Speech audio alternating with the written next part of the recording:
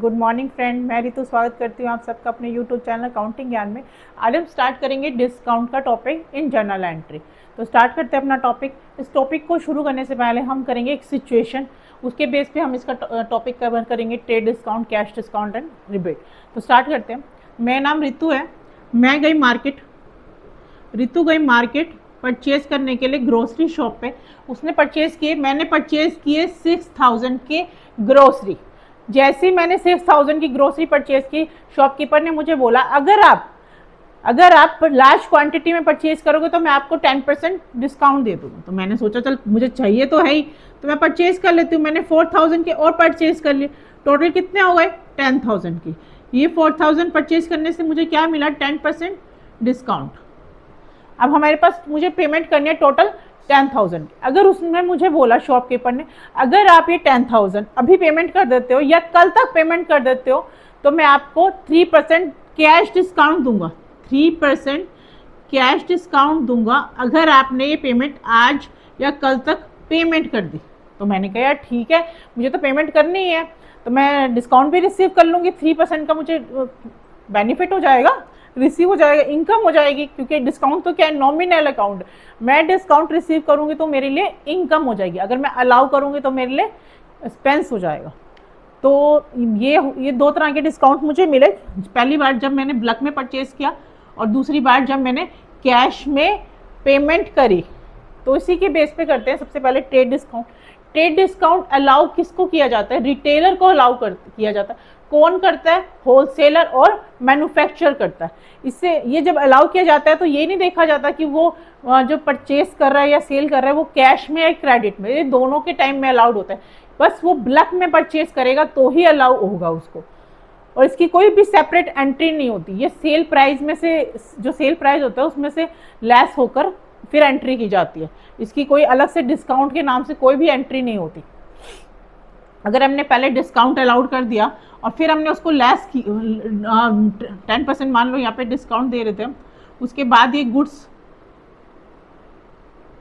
उसको मैंने परचेज किए, फिर मुझे गुड्स समझ नहीं आया, ये पसंद नहीं आया, तो मैंने गुड्स को वापस कर दिया, तो ये डिस्काउंट भी मुझे वापस करना पड़ेगा।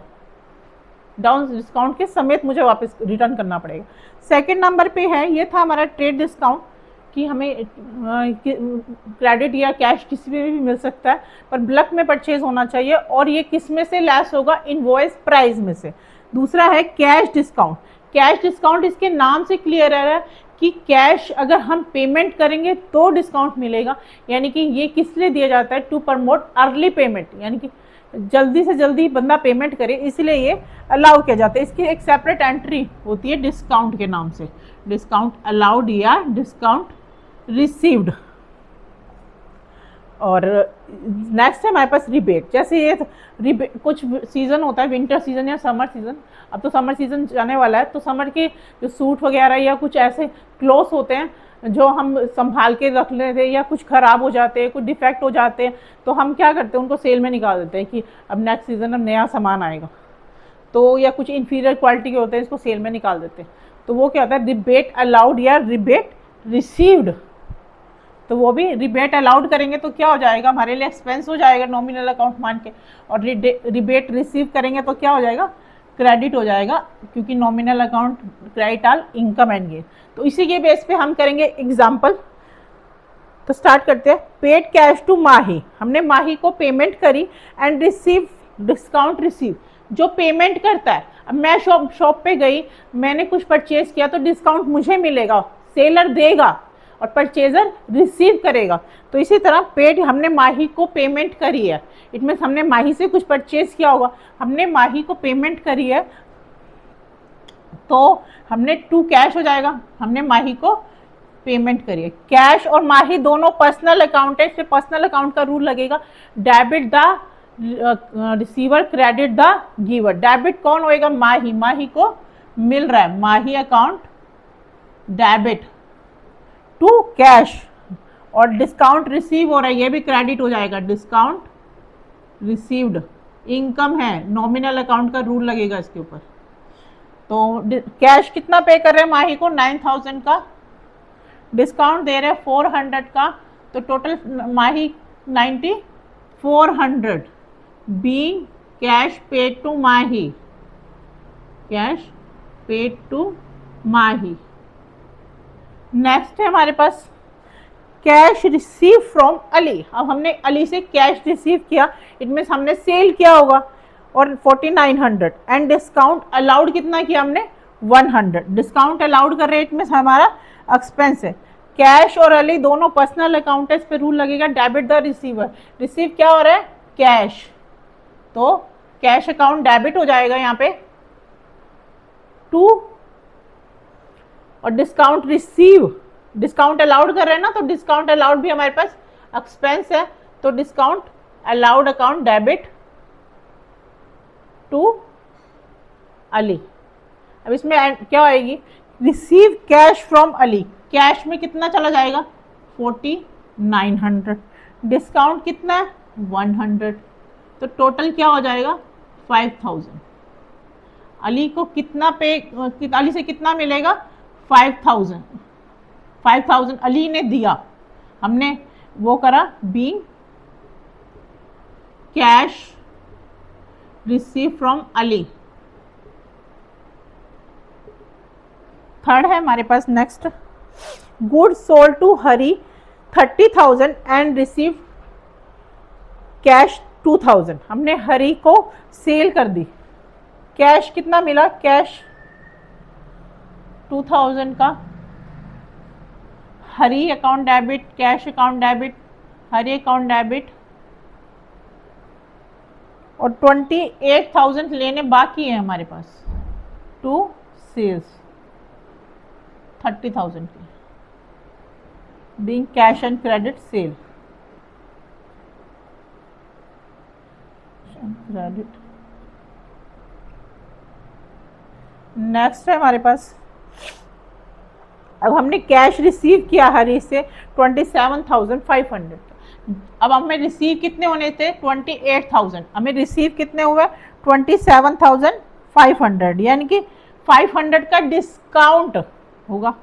हमें रिसीव कितने होने थे हरी से, हमने हरी को सेल किया तो हमने 500 का डिस्काउंट अलाउड कर दिया होगा, हमें 28,000 रुपये मिलने थे, 28,000 हमें मिले कितने 27,500, तो हमने सेटल कर दिया उसका पूरा अकाउंट, तो कैश अकाउंट डेबिट 27,500।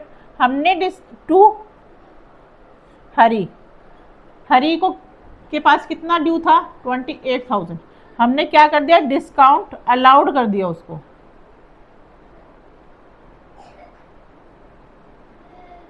डेबिट, कितने बच गए 500 के, being cash receive from Hari.